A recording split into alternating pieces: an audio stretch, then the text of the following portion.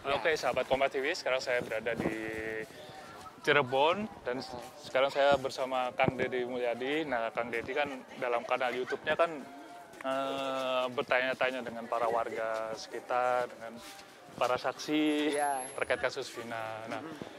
Nih, mana Pak Sudirman ini? Nah, dengan ya, saya ingin tanya sih Kak, motifnya apa sih Kang, sama apa mungkin awal mula lah Kang Deddy bisa. Iya, awal mulanya sih saya agak melihat bahwa kan pertamanya awal mulanya kan ceritanya ada 3 DPO yang belum ditangkap.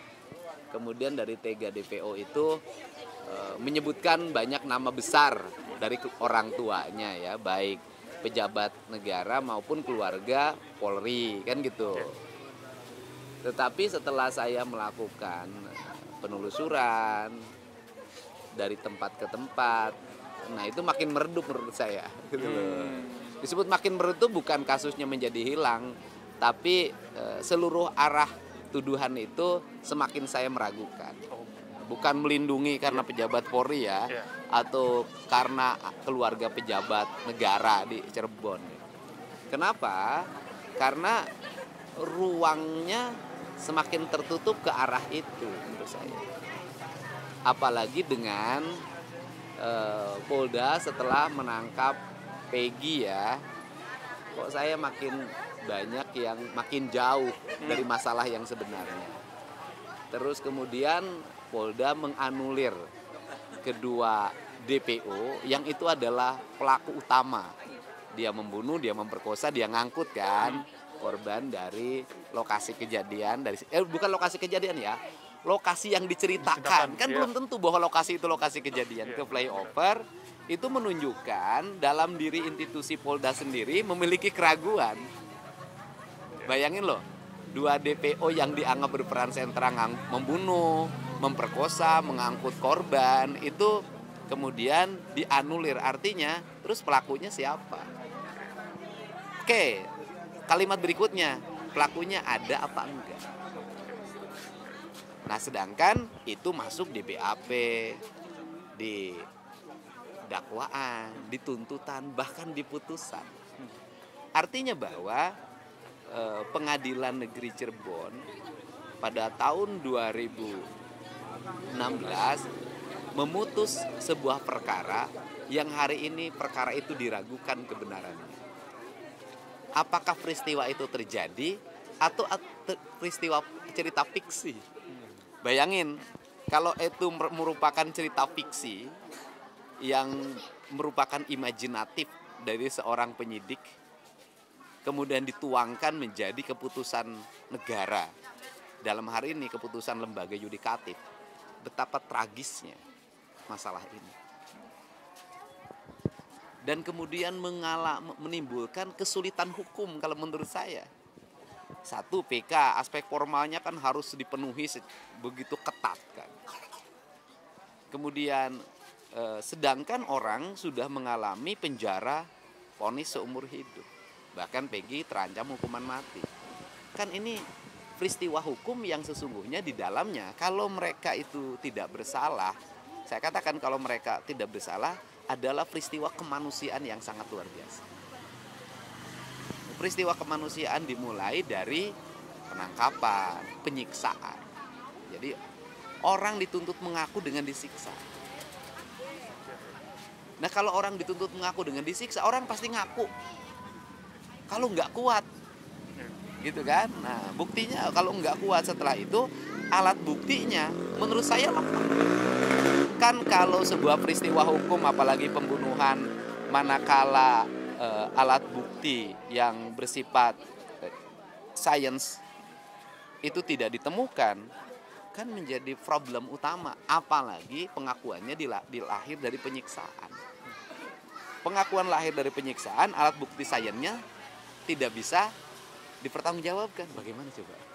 Kan kalau orang, kan bagi polisi tidak penting orang mengakui. Bahkan bisa jadi saksi pun tidak penting.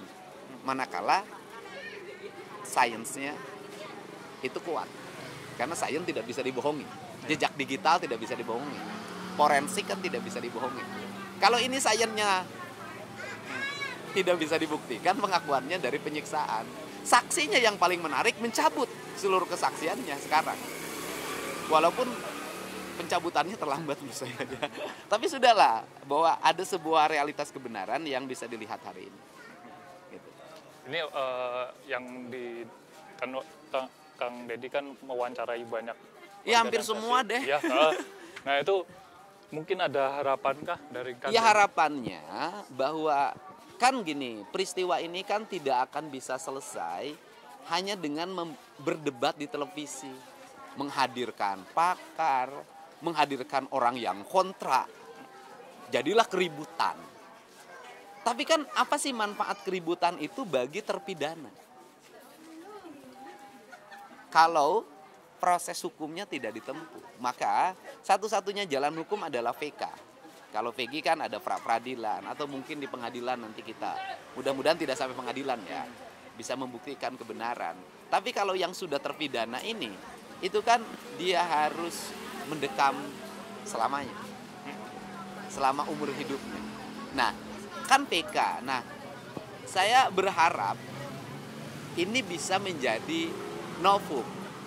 Nah, kesimpulan apa yang saya lakukan dari gang ke gang, mewawancara dari tempat ke tempat, terus mungkin masih perlu 1 minggu lagi, nanti siapa tahu menjadi novum. Dan salah satu kunci novum itu adalah Pak Ketua RT. Dalam pandangan saya ya, Pak Ketua RT itu yang menyatakan bahwa anak-anak tidak nginep di rumah anaknya atau rumah dia lah. Kan itu loh.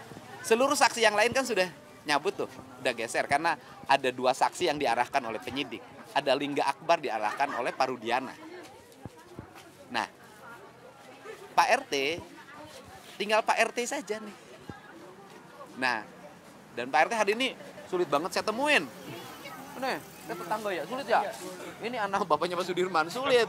Lah, tapi suatu saat pasti ketemu. Nah, kalau nanti misalnya, kalau Pak RT kekeh, kalau sudah selesai, ya udah kita uji deh. Pernyataan mana sih yang benar? Biar kita juga tahu dong. Pernyataan Pramudia, pernyataan Teguh, gitu loh.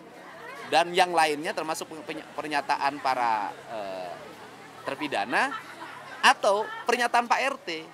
Kan gampang menurut saya ya. Uji aja di Mabes Polri. Cara bagaimana menguji di Mabes Polri, saya yakin Pak Oto udah tahu tuh. Bagaimana cara menguji di Mabes Polri, gitu loh. Secara apakah misalnya, bagaimana cara mengujinya sudah dilihat. Kalau nanti ditemukan bahwa yang bohong itu misalnya anak-anak, ya sudah, gitu kan, saya juga akan mundur.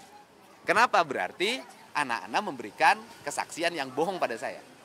Ngapain saya bela yang bohong? Gitu loh. Tapi kalau di Mabes Polri bahwa yang bohong adalah Pak RT, saya maju terus. Gitu loh. Ya kan? Ya. Karena kuncinya tinggal di Pak RT kalau menurut saya. Nah, sekarang aspek digital. Kan Pak Anton Carlyan, mantan Kapolda, sudah menyampaikan. Oke, kalau pernyataan-pernyataan itu sulit dipercaya. Gitu loh, ya. Oke. Gampang, mereka kan rata-rata punya nomor handphone. Waktu itu zaman BBM. Udah, buka saja. Pada jam itu, detik itu, menit itu, di mana posisi mereka menurut jejak digital di providernya masing-masing. Ya kan? Gampang kan? Udah aja buktikan kalau nanti jejak digitalnya ternyata mereka posisinya berada di tempat kejadian, di tempat perkara, saya mundur. Kalau nanti hasil forensik digitalnya ternyata mereka itu ada di rumah Pak RT, saya maju terus. Nah, termasuk Peggy. Peggy itu sudah, ibunya sudah ngasih petunjuk. Ngasih petunjuknya bagaimana? Ngasih petunjuknya adalah bahwa ketika rumahnya digerebek polisi, katanya kan sorenya, besok sorenya, ibunya menghubungi suaminya. Kan ada tuh, ke saya juga ngasih nomornya. Ini nomor saya, nomor suami saya, tinggal dibuka. Bener nggak ada transaksi pembicaraan antara Peggy, antara ibunya Peggy dengan bapaknya pada waktu itu? Atau kan Peggy pakai nomor handphone Peggy itu berapa? Pada waktu peristiwa terjadi kasus ya, Vina dan Eki, saya tidak mau menyebut dulu kasus pembunuhan. Kasus musibah yang dialami oleh Vina dan Eki, lihat posisi HP-nya, nomor itu posisinya di Bandung atau di tempat kejadian. Mudah ya? Gampang kan?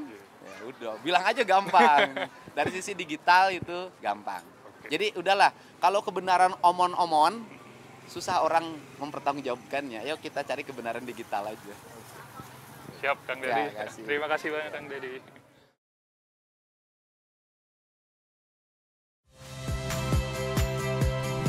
Saya Agin Fridianto. Saksikan terus program-program Kompas TV melalui siaran digital, pay TV, dan media streaming lain.